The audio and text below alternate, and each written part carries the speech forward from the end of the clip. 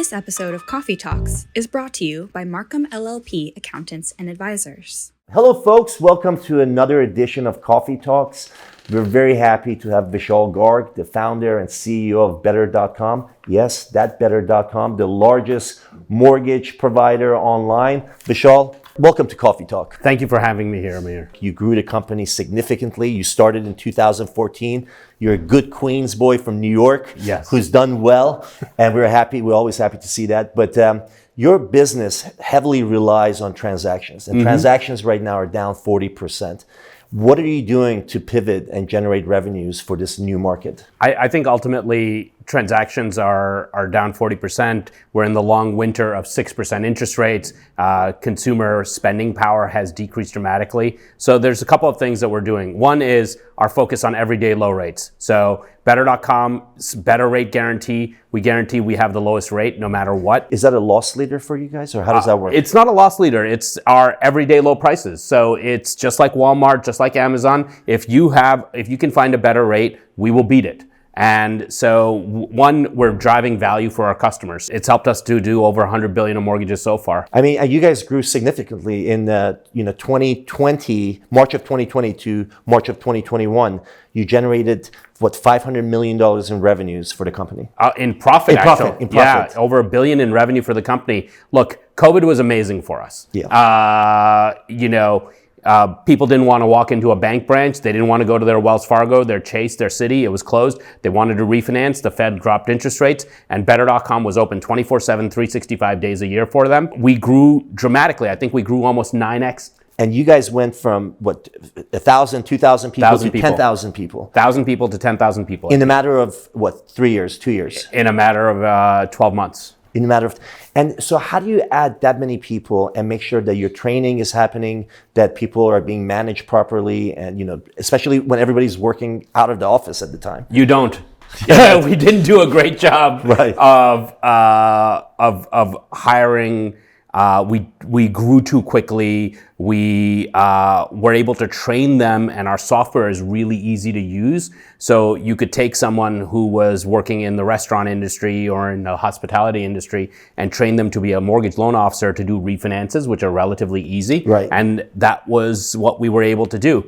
But when the refinance market fell out of bed and rates started going up again in 2022, we quickly realized that a lot of those folks weren't going to be able to do the types of mortgages that are now being done in the market, the purchase mortgages or the cash out refinance mortgages. Those are more sophisticated. More sophisticated, more complicated. So, you ask a very good question. We grew very rapidly. We seized the day that was there. We seized the profit opportunity, and we used that to build a very big company with a lot of customers. And now we're back to a more normalized path. Yeah, I see this thing with Elon Musk and Twitter and how he's shrunk his team down by 75%. And Twitter still works for me, I think. And it makes you think, did they always need that many people? And are you in that same sort of a situation? I'm not sure we needed all those people.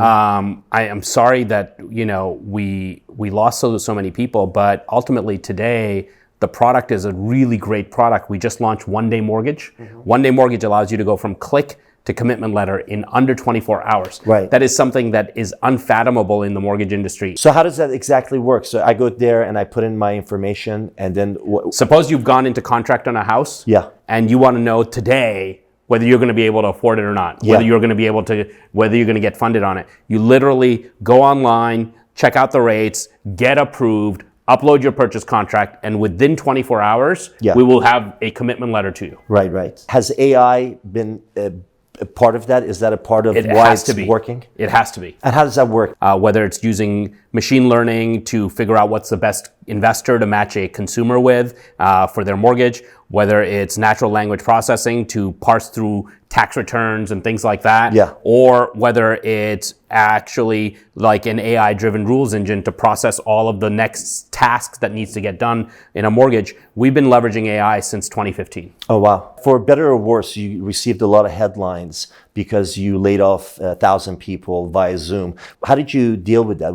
It was really rough for me. I mean, on a personal basis, I felt like I was trying to be a good leader and lead from the front.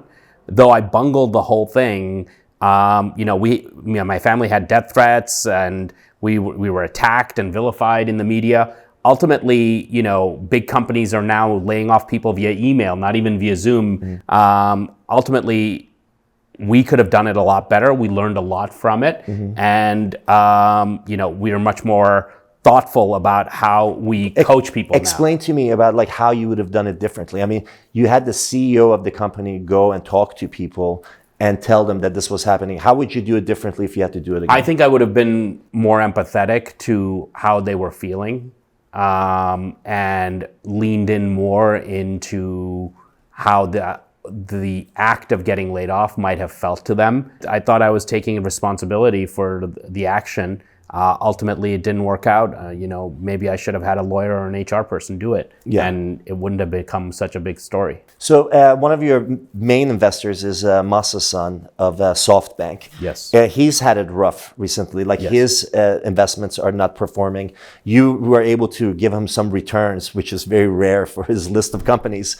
How has the relation been? I mean, normally these VC funds, they want some sort of return within 5 to 7 years. You're now not almost 9 years into it. What's the relationship right now with your core investors? Well, many of our core investors were able to generate liquidity when we were, so we had about a $500 million secondary. So many of our core investors made as much as 25 times their money on the company and the investment. So, but SoftBank hasn't. SoftBank has not. Goldman Sachs? Goldman Sachs has made over 25 times their money on this investment.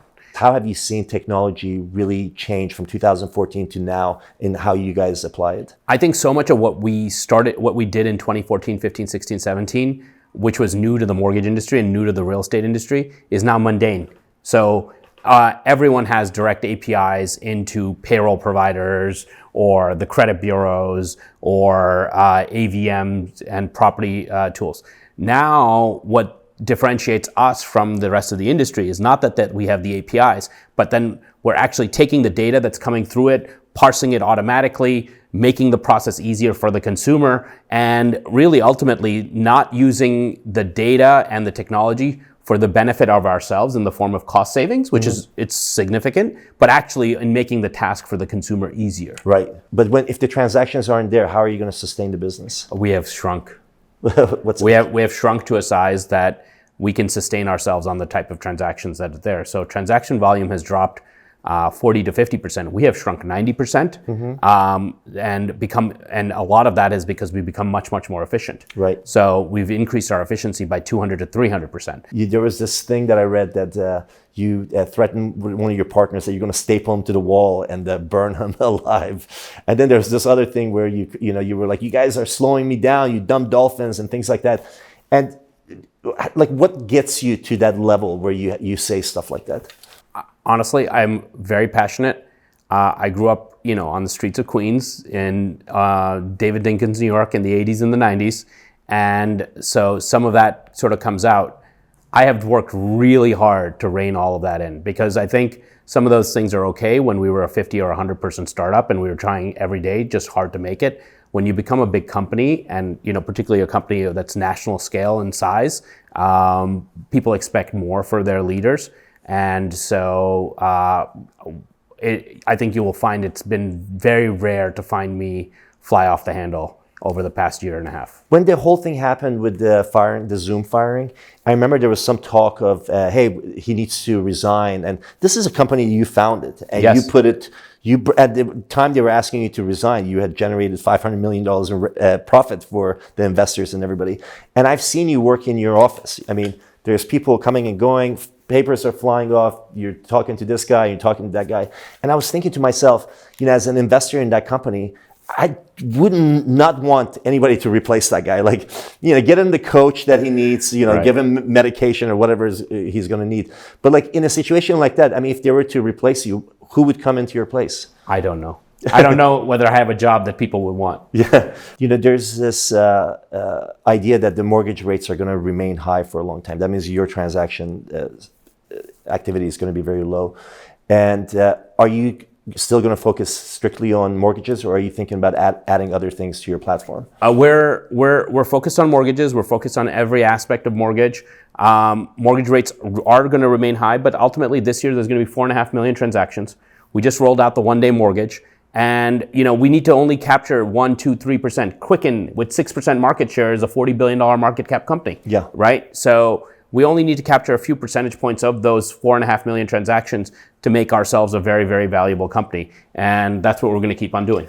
If you had to give a message, if you had to look into one of the cameras and give a message to your employees, the 1,200 people who are there, and paint a picture for them of you guys getting through this period right now and what the future is going to look like for better. I think we have to survive and then we will thrive. When mortgage rates decline, we're going to be able to finance and do one-day refis for almost every American, and we'll be able to do that instantly. That knowledge is going to drive us to be the #1 company in America when it comes to mortgage, and we're going to do it together. So stick with us and stick with Better. We're going to make America's real estate business better. That's good.